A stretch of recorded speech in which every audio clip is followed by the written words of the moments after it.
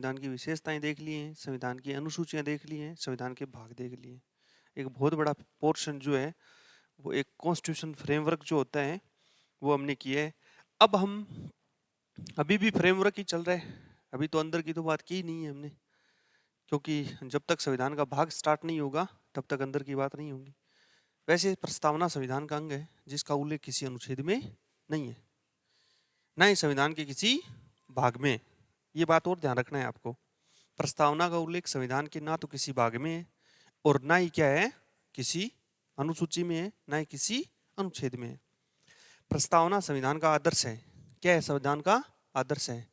प्रस्तावना, जब भी कोई अधिनियम बनाया जाता है तो उस अधिनियम को बनाने से पहले किसका आदर्श ध्यान में रखा जाता है? प्रस्तावना का आदर्श ध्यान में रखा जाता है। प्रस्तावना का अनुसरण किया जाता है। उद्देशिका को ध्यान में रखते हुए उस कानून को बनाने की प्रक्रिया जो है वो की जाती है। कई सारे वाद हुए हैं, उन वादों में प्रस्तावना को फिर संविधान का क्या माना है? भाग मान लिया गया है। आपके प्रश्न आ भी गए पीटी में। एक वाद था इनरी बेरुवारी वाद, 1960 में हुआ था। वास्तव में बेरुवारी कोई आदमी का नाम नहीं है, जगह का नाम है। किसका नाम है? जगह का नाम है। और वो जगह जो थी, वो जगह पूर्वी, अपन कह सकते हैं कि पश्चिम बंगाल और बांग्लादेश के बॉर्डर पर थी और उसका दावा किया था पाकिस्तान ने ये क्षेत्र हमारा है। फिर बाद में ये बेरुवाड़ी वाद दायर हुआ कोर्ट में उस जगह को नाम, उस जगह के नाम के आधार पर। और उस वाद में अंतिम रूप से स्पष्ट रूप से कोर्ट ने ये कह दिया कि ये क्षेत्र पाकिस्तान का है, ये क्षेत्र हमने पाकिस्तान को दे दिया था। बेरुवाड़ी वाद। उस वाद में हमने कहा था कि प्रस्तावना क्या है? संविधान का अंग नहीं है। ये जो प्रस्तावना आप देख रहे हो, इसमें कुछ शब्द जो है वो बाद में जोड़े गए, पहले नहीं थे। जैसे मैं बात करूं यहाँ पर, एक तो ये शब्द समाजवादी शब्द और एक पंथ निरपेक्षता। ये दोनों शब्द जो है वो संविधान में क्या किए गए थे? बाद में जोड़े गए थे। और एक अखंडता शब्द है, ये भी प्रस्तावना में क्या किया गया था? बाद में जोड़ा गया था। मूल संविधान की जो प्रस्तावना थी उसमें ये शब्द थे ही नहीं।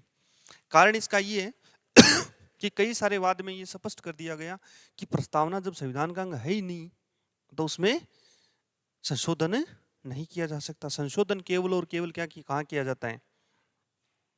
आपको मैंने पढ़ाया था और मैंने कहा था कि प्रस्तावना में जितने भी चित्र बनाए गए ना वो संविधान का अंग नहीं है।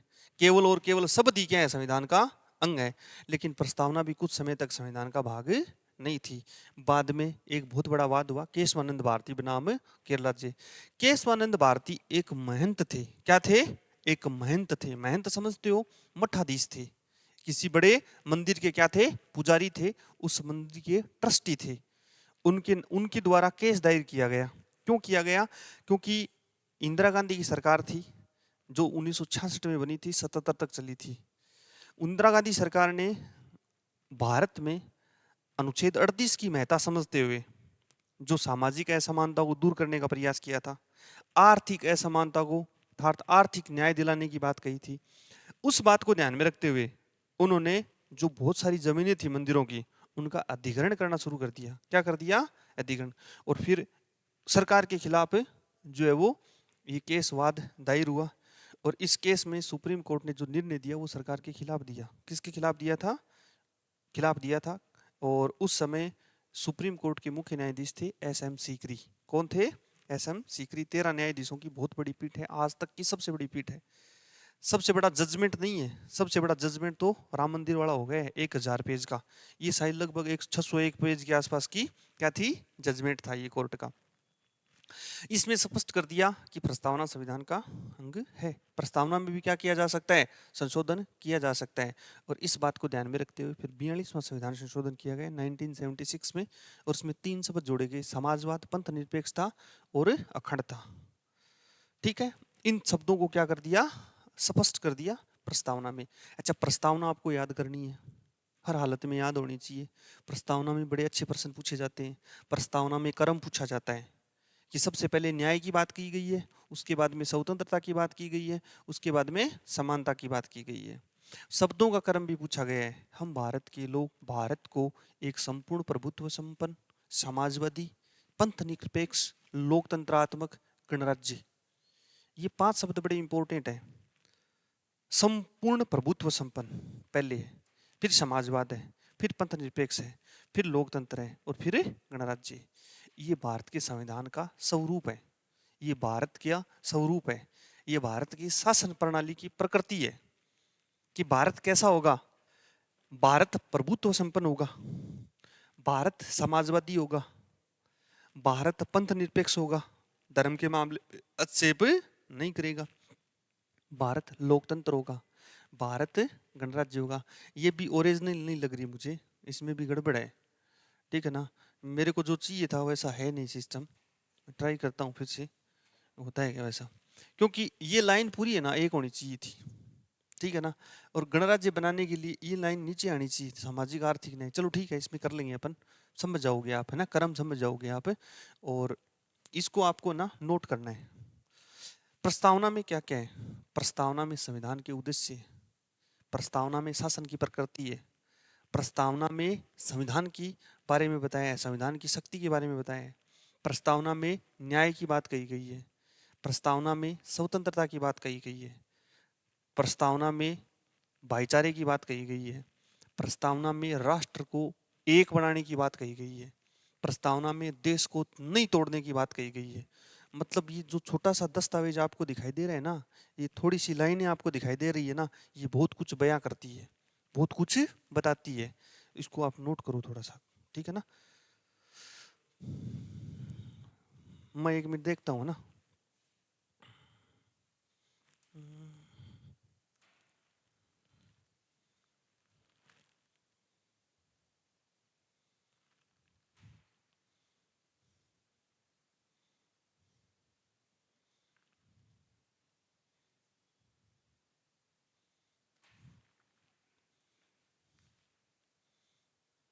इसमें भी ऐसा ही दे रखा है, हर कैसे ही डाल रखा है ना।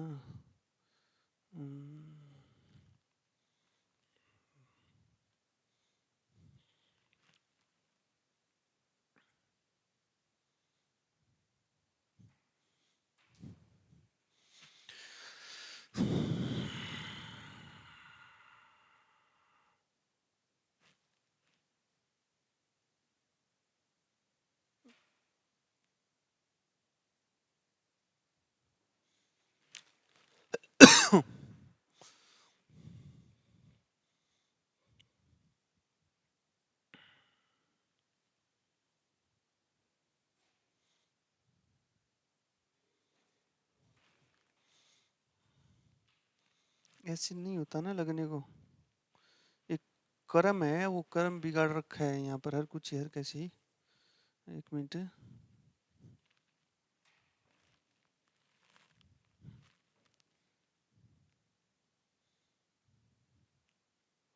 क्या कर दिया।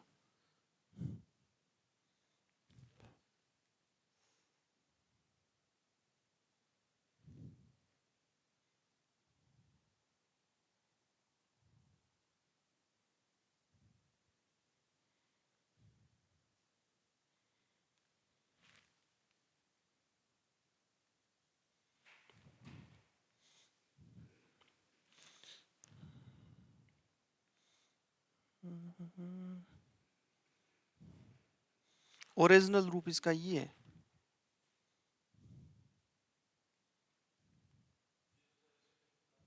चलो 1 मिनट, एक वीडियो नहीं देखना अपने को, अपना काम होना चाहिए बस। लिखो, लिखो आप, है ना। देखो इसके नीचे देखो, ये लिख रखा है संविधान संशोधन, ओरिजिनल यही है। पहले आप ये लिख लो, ऐसे कैसे है, क्या हुआ। स्क्रीन बड़ी, हाँ। ये लिख लो।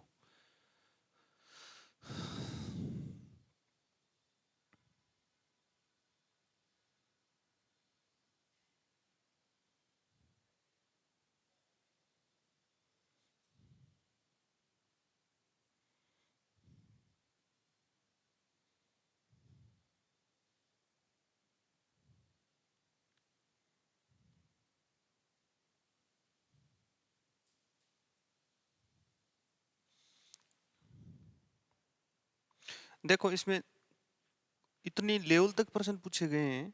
आरएस प्री 2013 वाला प्रश्न पेपर देखोगे ना आप, प्रश्न पूछा गया है कि प्रस्तावना में और शब्द कितनी बार आए, और शब्द कितनी बार आए। हाँ, भारत शब्द कितनी बार आया है। हाँ हाँ, वो तो हाँ हाँ, मैं बता रहा हूँ ना, प्रस्तावना को रट लेना है आपको ना। तभी तो मैं हर कैसी आपको लिखा नहीं रहा था, जैसी है ना, जितनी लाइनों में ये है ना उतनी। इसमें भी थोड़ी सी गड़बड़ कर रखी है, मैं आपको और बता दूं इसमें भी। हाँ, है तो यही वही, लेकिन ये देखो बताऊं कैसे। ये 1 नंबर पेरा है, ये 2 नंबर पेरा है। कितने नंबर पेरा है? 2 नंबर पेरा है। ये फिर 3 नंबर पेरा है, ये 4 नंबर, और ये 5 नंबर, और ये 6 नंबर पेरा है। तो प्रश्न पूछा गया है कि प्रस्तावना के दूसरे पेरे में और छठे पेरे में संशोधन हुआ है। मैं जो बताना चाह रहा था ना, मैं जो करवाना चाह रहा था ना आपको, ओरिजिनल बात, वो ओरिजिनल बात ये है। ठीक है ना?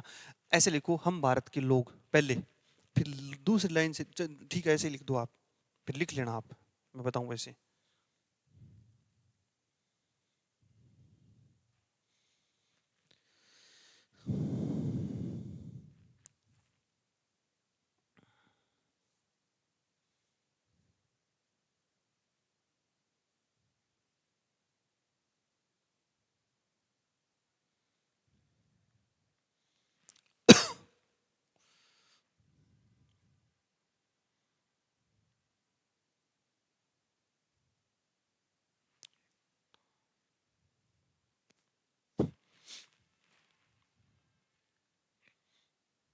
ऐसे लिखो है ना।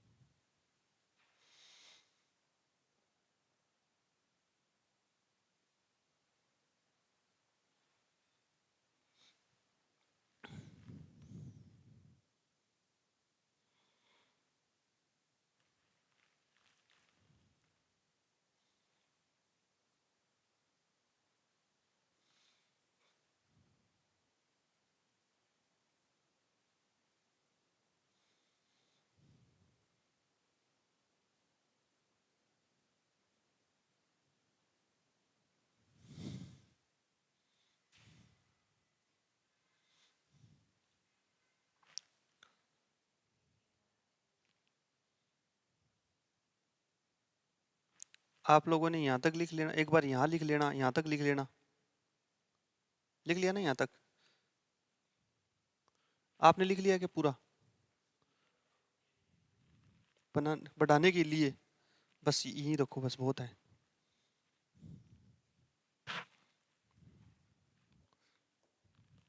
बिल्कुल आपने सही पकड़ा, बस इतना ही काम था इसका।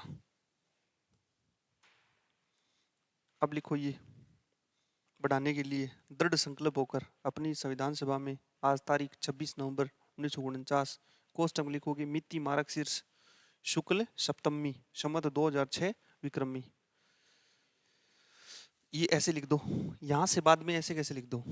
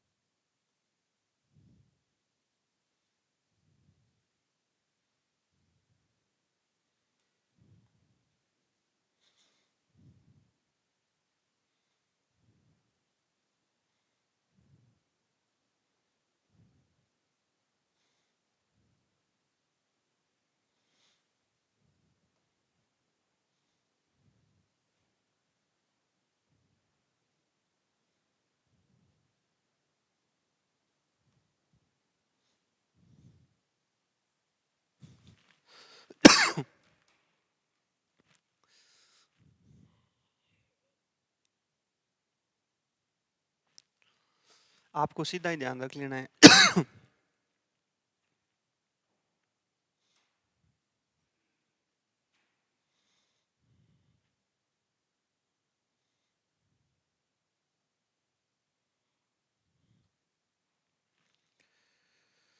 देखो लिख लिया ना सबने?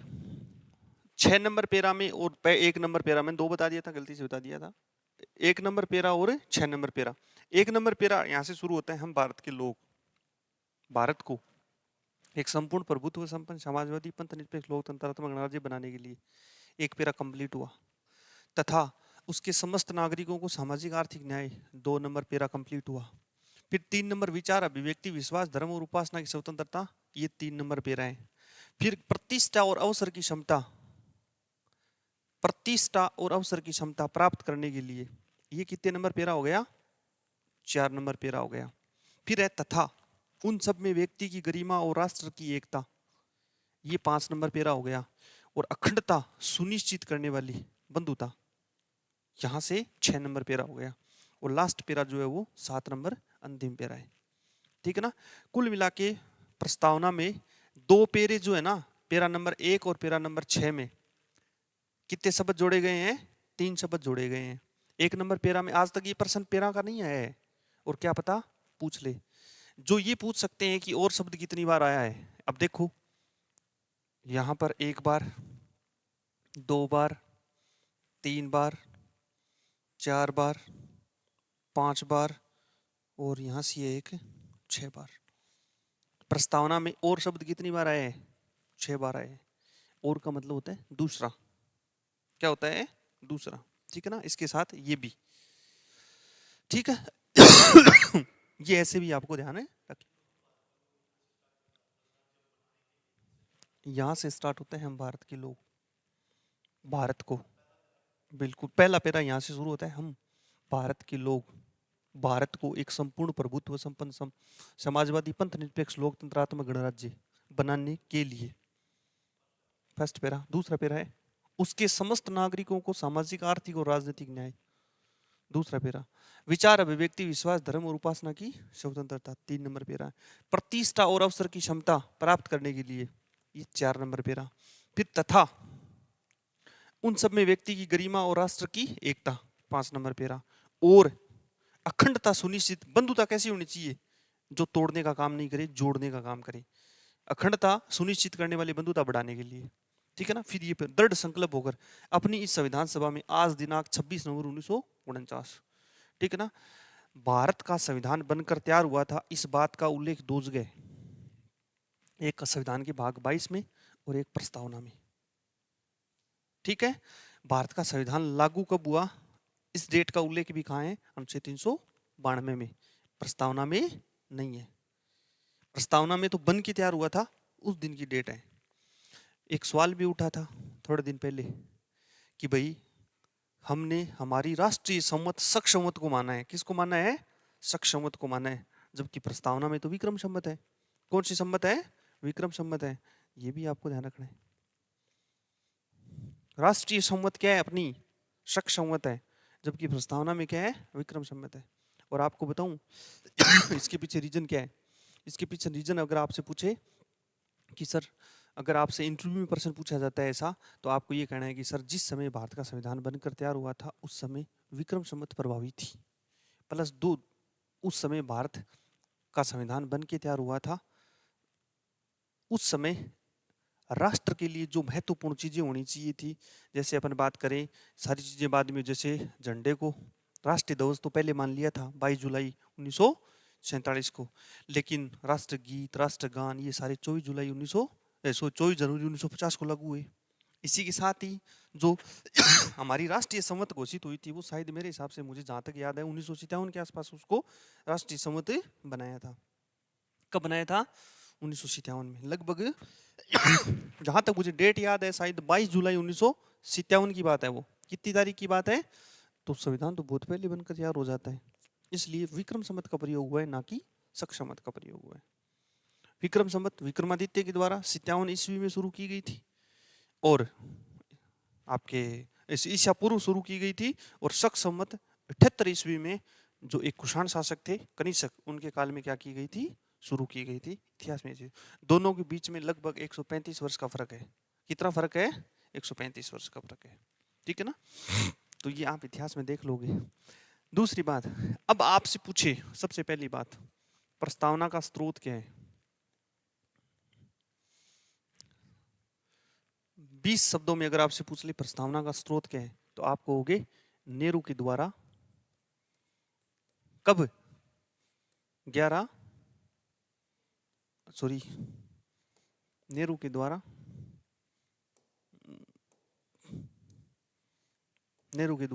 जो 13 दिसंबर को क्या रखा गया था, उद्देश्य प्रस्ताव 1946 में, और पारित कब होता है ये, 22 जनवरी 1947 को। ये आप इसका स्रोत लिख सकते हो, बस इतना ही बहुत है, ठीक है। इसके अलावा प्रस्तावना की भाषा हमने कहां से ली है, ऑस्ट्रेलिया से। कहां से ली है, प्रस्तावना का विचार हमने कहां से ले रखा है, अमेरिका से। भारत की प्रस्तावना की शुरुआत किससे होती है, हम भारत के लोग से। किससे होती है, हम भारत। तो ये लिख लिया। अभी कोई प्रस्तावना के स्रोत,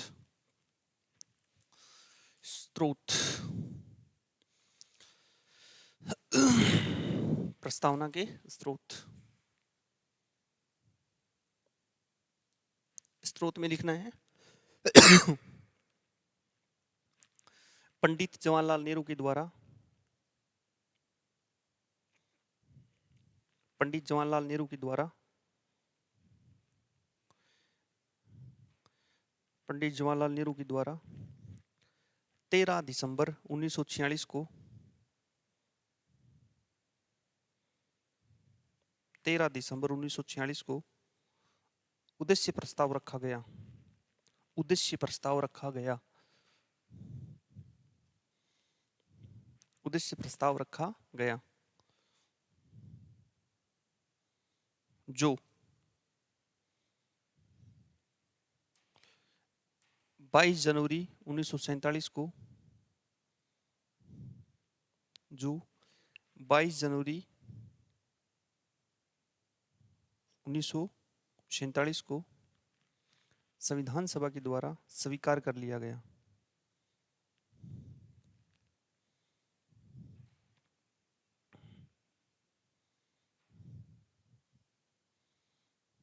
स्वीकार कर लिया गया।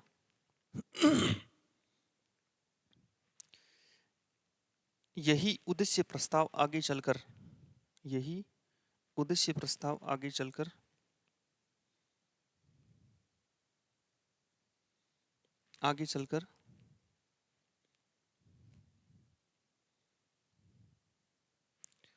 संविधान सभा का उद्देशिका का आधार बना। उद्देशिका ये शब्द लिखा हुआ है, देखो यहाँ पर, उद्देशिका का आधार बना।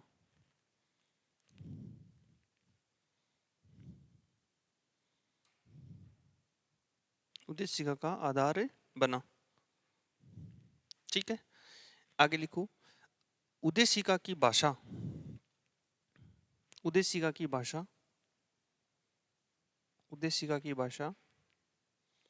ऑस्ट्रेलिया के संविधान से प्रेरित है। ऑस्ट्रेलिया के संविधान से प्रेरित है। नेक्स्ट लाइन से लिखना है, उद्देशिका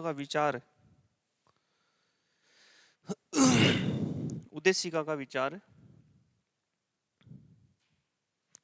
अमेरिका के संविधान से लिया गया है। अमेरिका के संविधान से लिया गया है। विचार अमेरिका के संविधान से लिया गया है।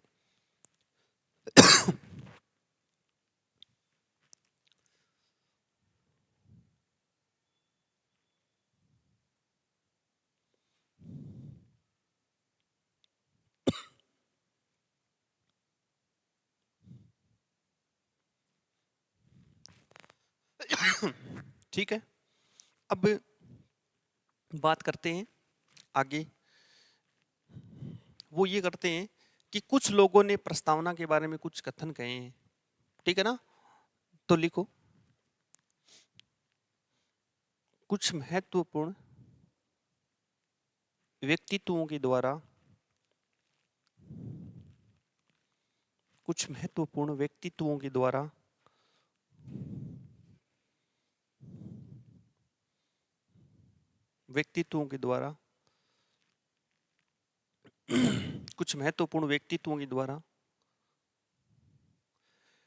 उद्देशिका के संबंध में महत्वपूर्ण कथन कहे गए हैं।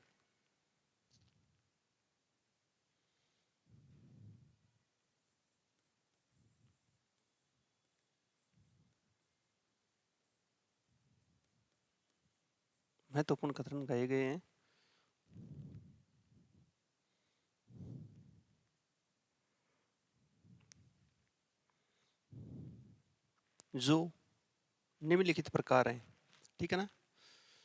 लिखो तो लिख दो ऐसा, वरना आपको पता ही है, सीधा डैश लगाए लिखना शुरू करोगे। ठाकुरदास भार्गव, कई बार इसको ठाकुर दुर्गादास भार्गव भी कह दिया जाता है। क्या कह दिया जाता है? ठाकुर दुर्गादास भार्गव भी कह दिया जाता है। इन्होंने क्या कहा है प्रस्तावना के बारे में? प्रस्तावना संविधान का आभूषण है या प्रस्तावना संविधान की आत्मा है, ऐसा किसने कहा है? ठाकुरदास भार्गव, ठीक है ना। ये तो बात हुई आत्मा की, मतलब प्रस्तावना संविधान का क्या है? आभूषण है या क्या है? आत्मा है, ऐसा किसने कहा है? ठाकुरदास भार्गव ने। उसके बाद में आत्मा की बात और कर लेते हैं। एक वाद हुआ था पंजाब राज्य वाला, गोलकनाथ बनाम पंजाब राज्य का मामला था, लगभग 1956 का मामला था, 1956 का मामला था। उस मामले में ये कहा गया कि प्रस्तावना संविधान का, कह सकते हैं कि वो मामला कौन सा हुआ था, केस आपके दिमाग से निकल गया, अभी बताया मैंने नाम उसका, हाँ गोलकनाथ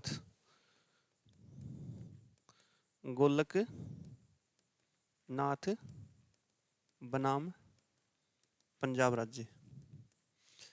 इस मामले में लगभग ये 1956 की बात है।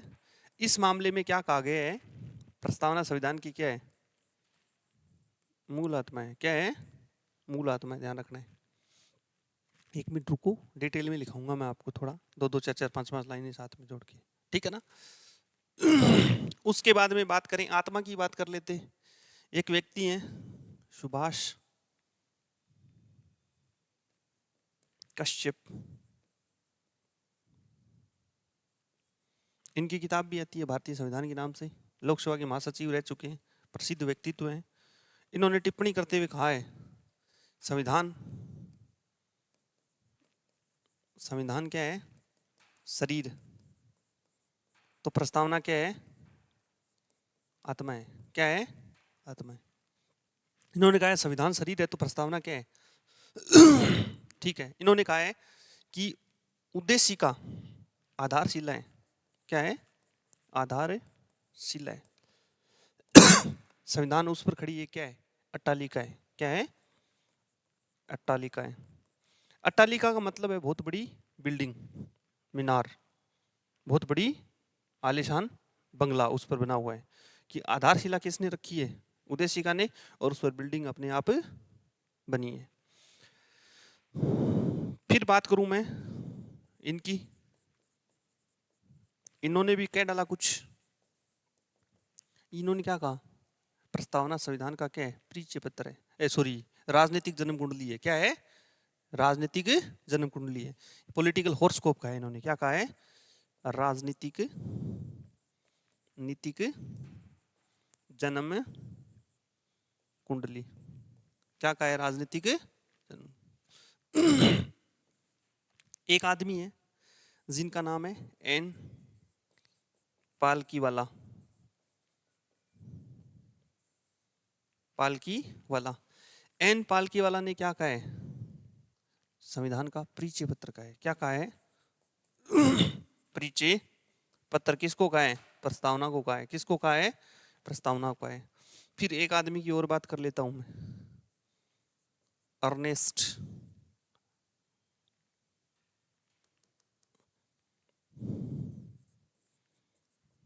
बारकर। इन्होंने भी अपनी एक बात कह दी कि प्रस्तावना संविधान की क्या है? कुंजी है। क्या है? कुंजी है। क्या है? कुंजी। एक आदमी और था, आगे ले लेता हूं मैं।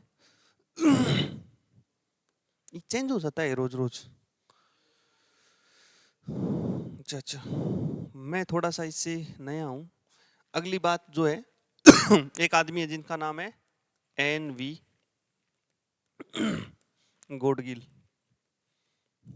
ये कहते हैं कि प्रस्तावना जो है ना, वो पुराने जो नाटक हुआ करते थे ना, क्या हुआ करते थे? पुराने नाटक। इन नाटक में, इन नाटकों का शुरुआत होती थी नंदी पाठ से। किससे होती थी? नंदी पाठ से। तो एन वी गोडगिल ने कहा है कि पुराने नाटकों के जो प्रारंभ हुआ करता था उसमें जो नंदी पाठ होता था उसके समान है प्रस्तावना।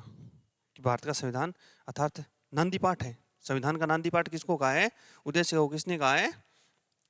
एन वी गोडगिल ने। क्या कहा है? नंदी पाठ के समान।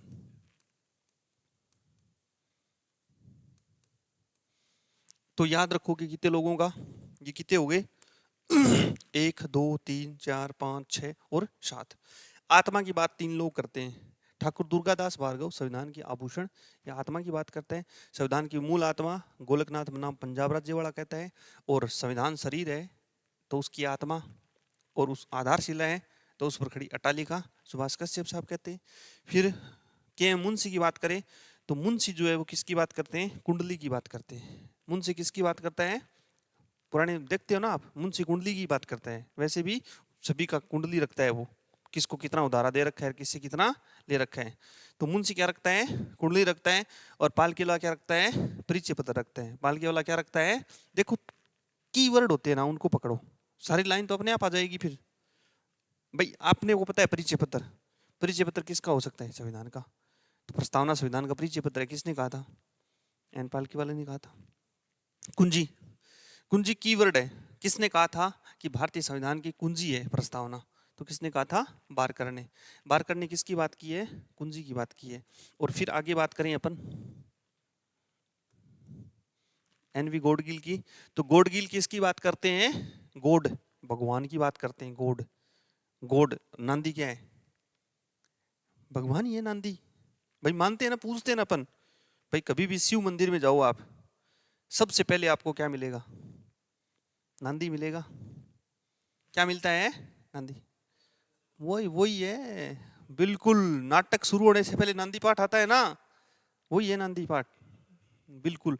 आप किसी भी प्रतिष्ठित मंदिर में जाओगे ना, सबसे पहले भगवान की मूर्ति से पहले क्या मिलेगा आपको? नांदी मिलेगा। क्या मिलेगा? नांदी। तो गोड की बात हुई है, गोड मतलब नांदी की बात हुई, ऐसे याद कर लियो इनको, ठीक है ना? तो अब लिख लो आप।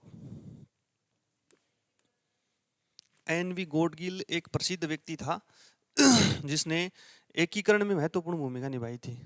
इसके बारे में थोड़ा सा मेरे को भी देखना पड़ेगा, क्योंकि मैं इसके बारे में ज्यादा जानता नहीं हूँ। हाँ, इसने राजस्थान एकीकरण में एक महत्वपूर्ण योगदान दिया था। एकीकरण में है इस आदमी का योगदान, ठीक है ना?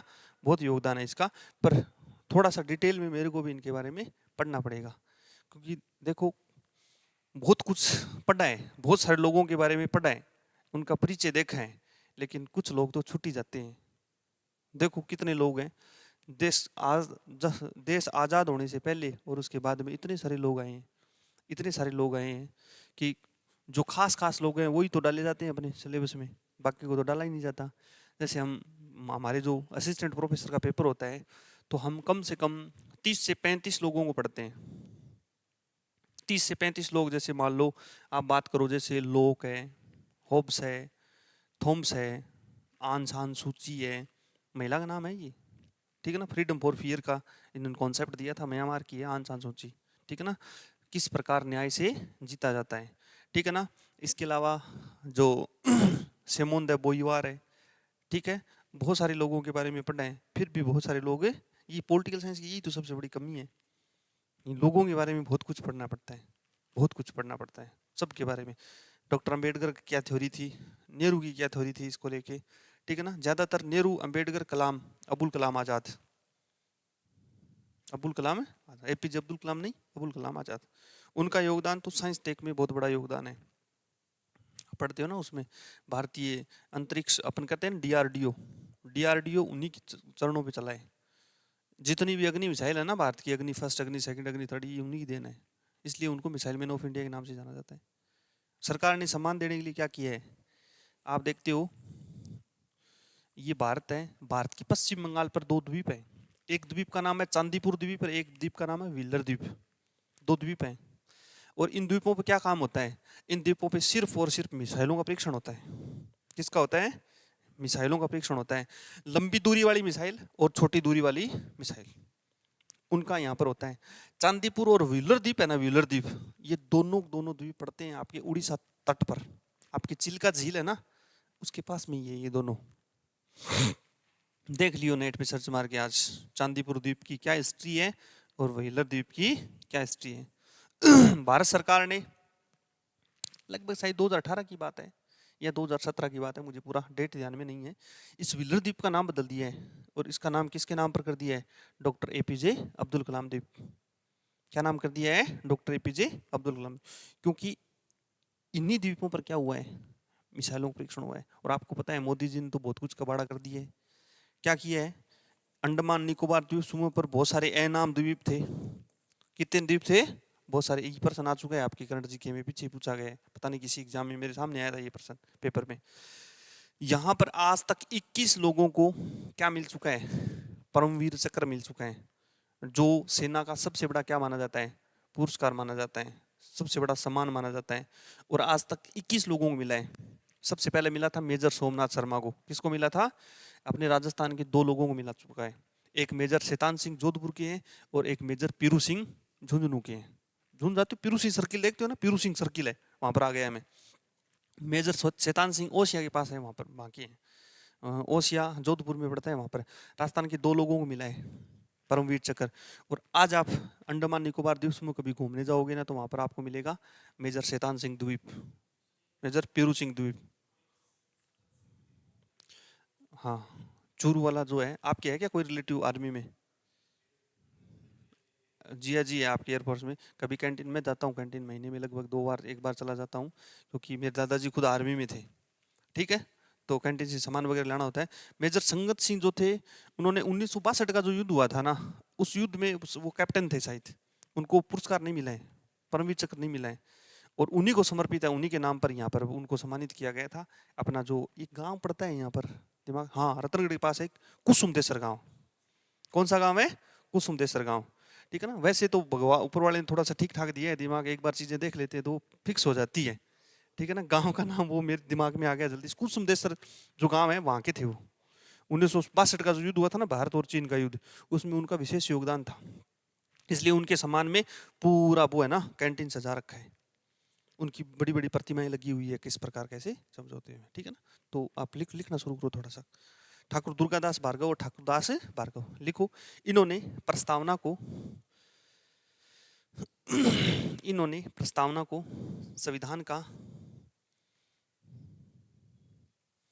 संविधान का आभूषण व आत्मा मानना है। आत्मा मानना है।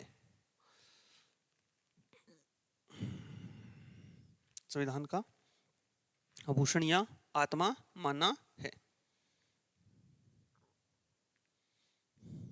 अगली बात लिखोगी। लिखो गोलकनाथ बनाम पंजाब राज्य। गोलकनाथ बनाम पंजाब राज्य के वाद में ये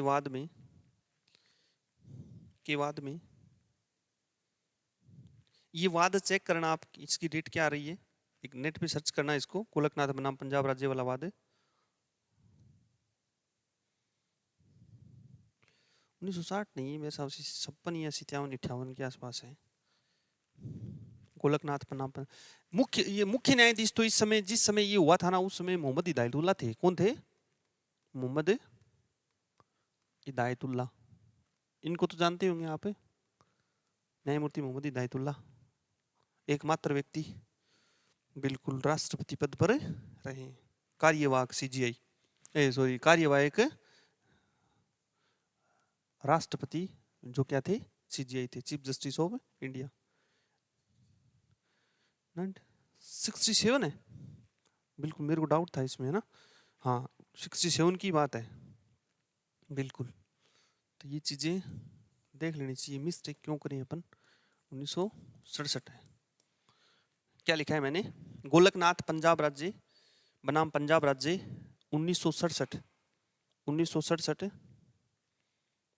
के वाद में, 1967 के वाद में न्यायमूर्ति मोहम्मद हिदायतुल्लाह ने, न्यायमूर्ति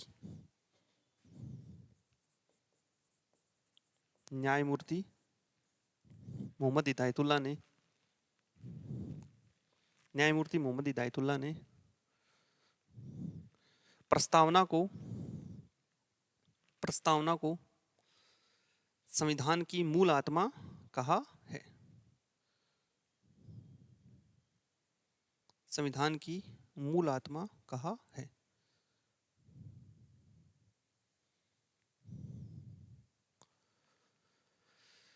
मूल आत्मा कहा है। राजस्थान वाला, स्टेट ऑफ राजस्थान। ठीक है। मुझे इसमें डाउट था क्योंकि मोहम्मद हिदायतुल्लाह जो थे ना, ये सबसे बड़ी समस्या आपको पता है कि भारत के जो राष्ट्रपति पद पर रहते हुए जिनकी मृत्यु होती है, वो शायद मेरे हिसाब से 66-67 के आसपास की बात है। ठीक है ना। और उस समय मोहम्मद हिदायतुल्लाह ही थे सुप्रीम कोर्ट के मुख्य न्यायाधीश। ठीक है। और मोहम्मद हिदायतुल्लाह के काल में बड़े बड़े कारनामे और भी हुए हैं, क्योंकि उस समय राष्ट्रपति जो थे पद पर, जिनका नाम था डॉक्टर जाकिर हुसैन, उनकी क्या हो जाती है? मृत्यु हो जाती है। और उस समय भारत के उपराष्ट्रपति थे वीवी गिरी। कौन थे? वीवी गिरी। अब संविधान में स्पष्ट रूप से कह रखा है कि अगर राष्ट्रपति का पद रिक्त हो जाता है ना, तो भारत का जो उपराष्ट्रपति है तुरंत एक्शन के साथ क्या करेगा? राष्ट्रपति का पद संभाल लेगा। और जब उपराष्ट्रपति राष्ट्रपति का पद संभालेगा ना, तब उनका पद क्या हो जाएगा? रिक्त हो जाएगा। अब राष्ट्रपति का पद तो है, उपराष्ट्रपति का अपने आप क्या हो गया? रिक्त हो गया। अब आपको पता है संविधान में स्पष्ट रूप से कह रखा है कि राष्ट्रपति का पद अगर खाली होता है तो तुरंत प्रभाव के साथ क्या करवा लिए जाते हैं? चुनाव करो। संविधान में बुद्धि स्ट्रिक्ट रखी है राष्ट्रपति के चुनाव को लेके। राष्ट्रपति चुनाव लेके ये स्ट्रिक्ट रखी है आर्टिकल 54 और 55। ये कहते हैं कि कुछ भी हो जाए, चाहे भारत के राष्ट्रपति का चुनाव होना चाहिए। और कंडीशन भी दे के आपसे प्रश्न पूछ सकता है कि अगर लोकसभा नहीं है, भंग है, क्या राज्यसभा से अकेले से राष्ट्रपति का चुनाव किया जा सकता है क्या? बिल्कुल किया जा सकता है। देश के अंदर विधानसभा के सदस्य भी राष्ट्रपति चुनाव में भाग लेते हैं। आपसे ये भी कंडीशन दे इंटरव्यू वाला कि मान लो देश की 15 विधानसभाएं जो हैं वो भंग है, क्या राष्ट्रपति के चुनाव की घोषणा हो जाती है? क्या राष्ट्रपति चुनाव की डेट आगे सरकाई जा सकती है? बिल्कुल किसी भी हालत में। एक बार राष्ट्रपति चुनाव की घोषणा हो गई ना, तो आंधी आए तूफान आए कुछ भी हो, राष्ट्रपति का चुनाव होगा। ऐसी स्थिति आज तक हुई नहीं है। ठीक है, तो हुआ क्या, राष्ट्रपति पद के लिए चुनाव घोषणा हो जाती है। और चुनाव की जैसे ही घोषणा होती है तो घोषणा के साथ चुनाव लड़ते हैं वीवी गिरी। और वीवी गिरी अपने पद से त्यागपत्र देते हैं। क्या देते हैं? समस्या क्या आई? राष्ट्रपति का पद खाली, उपराष्ट्रपति का पद खाली। दिक्कत ये आई कि संविधान में ऐसा कहीं नहीं लिख रखा, जबकि आर्टिकल 70 में ये जरूर कह रखा है कि अगर राष्ट्रपति पद की रिक्तियां होंगी तो विशेष कार्य कौन करेंगे। तो उस बात को ध्यान में रखा और फिर सुप्रीम कोर्ट ने तुरंत एक्शन के साथ काम करना शुरू कर दिया। और उस समय सुप्रीम कोर्ट के मुख्य न्यायाधीश थे मोहम्मद हिदायतुल्लाह। उन्होंने तुरंत क्या कर लिया, उस पद को ग्रहण कर लिया और वो भारत के एकमात्र मुख्य न्यायाधीश जो कार्यवाह क्या रहे थे। अच्छा, एक बात आपके दिमाग में ये भी आ सकती है कि भाई राष्ट्रपति त्यागपत्र उपराष्ट्रपति को देता है, तो वीवी गिरी ने त्यागपत्र किसको दिया था? भाई आपके दिमाग में ये प्रश्न अगला घुमा सकता है आपको कि भाई आपने कहा कि उपराष्ट्रपति का पद ठीक है, राष्ट्रपति का पद ये तो पहले से ही खाली था। क्या था? पहले से ही खाली था ये पद, इस पर थे वीवी गिरी कार्यवाह के रूप में काम कर रहे थे। अब इन्होंने त्यागपत्र दे दिया, तो ये पद पर थे, लेकिन ये त्यागपत्र राष्ट्रपति किसको देता है? उपराष्ट्रपति को। तो हुआ क्या था, किसको दिया था त्यागपत्र? और बहुत बहुत कुछ खोज परखने के बाद पता चला मुझे भी कि ऐसा, इस स्थिति में इन्होंने, वीवी गिरी ने क्या लिखा था? एक त्यागपत्र लिखा था। दो लिखे थे त्यागपत्र। कितने लिखे थे? दो। एक त्यागपत्र किसको भेजा? उपराष्ट्रपति कार्यालय में। उपराष्ट्रपति का पद नहीं था, फिर भी कहां भेजा? उपराष्ट्रपति कार्यालय में। और एक त्यागपत्र भेजा था सुप्रीम कोर्ट के मुख्य न्यायाधीश को। और फिर सुप्रीम कोर्ट के मुख्य न्यायाधीश ने तुरंत उस समय सूचना दी थी लोकसभा अध्यक्ष को। ये स्थितियां उस समय उत्पन्न हुई थी और फिर तुरंत प्रभाव के साथ चुनाव हो जाते हैं और वीवी गिरी क्या करते हैं? चुनाव जीत जाते हैं। बड़ा लफड़ा हुआ था यहाँ पर, ध्यान रखना है। विपक्षी पार्टी के थे वीवी गिरी, सेकंड चरण की मतदान से चुनाव जीते थे वो, एकमात्र आदमी आज तक के। सेकंड चरण की मतदान से, बहुत कम मतों के अंतर से चुनाव जीतने वाले भारत के राष्ट्रपति कौन बने थे? हारते हारते बचे थे। ठीक है ना, नाक का सवाल हो गया था इस समय इंदिरा गांधी का, क्योंकि इस समय सिस्टम किसका था? कांग्रेस का प्रभाव था और कांग्रेस दो खेमों में टूटी थी इस समय, मूल कांग्रेस और नई कांग्रेस। ठीक है ना, तो टूटने के बाद ऐसा कुछ यहाँ पर निकल कर आता है। एक देवकांत वर्मा नाम के उस समय क्या हुआ करते थे? कांग्रेस के राष्ट्रीय अध्यक्ष हुआ करते थे, जिससे वर्तमान में मल्लिकार्जुन खड़गे हैं, उस तरीके से। ठीक है ना, ये कहानी अपन पढ़ेंगे आगे, और जब क्या पढ़ेंगे? राष्ट्रपति पढ़ेंगे, उपराष्ट्रपति, राष्ट्रपति और प्रधानमंत्री की बातें पढ़ेंगे तब। ये बात लिख ली आप लोगों ने। गोलकनाथ बनाम पंजाब राज्य 1967 के मामले में मोहम्मद हिदायतुल्लाह, न्यायमूर्ति मोहम्मद हिदायतुल्लाह ने प्रस्तावना को संविधान की क्या कहा है? मूलात्मा कहा है। अगली बात लिखोगे, सुभाष कश्यप ने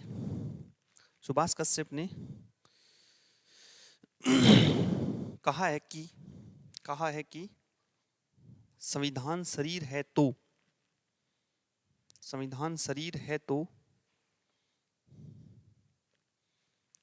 शरीर उद्देशिका उसकी आत्मा है। उद्देशिका उसकी आत्मा है। उद्देशिका उसकी आत्मा है। उद्देशिका आधारशिला है। उद्देशिका आधारशिला है। कंटिन्यू करना है इसी में। उद्देशिका आधारशिला है। उद्देशिका आधारशिला है तो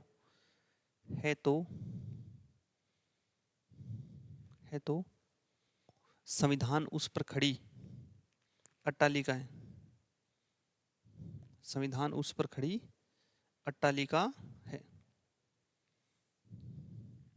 अगला लिखोगे के एम मुंशी, संविधान उस पर खड़ी अट्टालिका है। के एम मुंशी, के मुंशी। लिखो प्रस्तावना भारतीय संविधान की राजनीतिक जन्म कुंडली है। प्रस्तावना भारतीय संविधान की, प्रस्तावना भारतीय संविधान की राजनीतिक जन्म कुंडली है। राजनीतिक जन्म कुंडली है।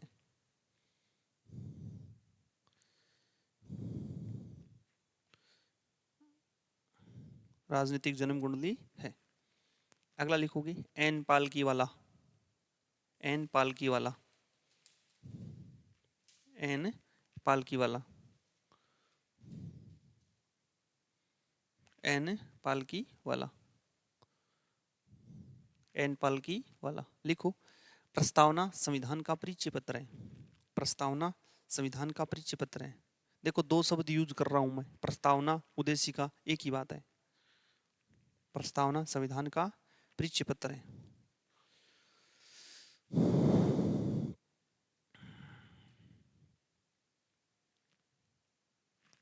अगला लिखोगे Ernest Barker, Ernest Barker, Ernest Barker, Ernest Barker. लिखो प्रस्तावना संविधान की क्या है? कुंजी। प्रस्तावना संविधान की कुंजी, की चाबी, समझ गए ना? कुंजी या कोष्टक में लिख दियो की है।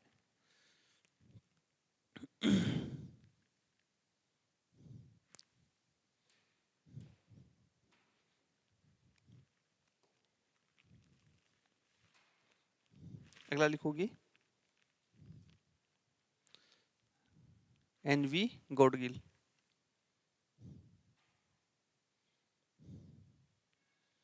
प्रस्तावना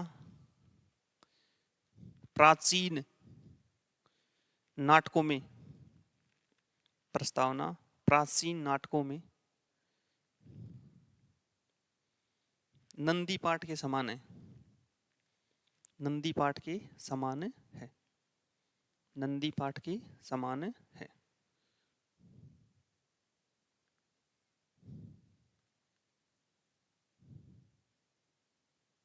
ठीक है, आज के लिए इतना ही, बाकी करते हैं अपन नेक्स्ट क्लास में।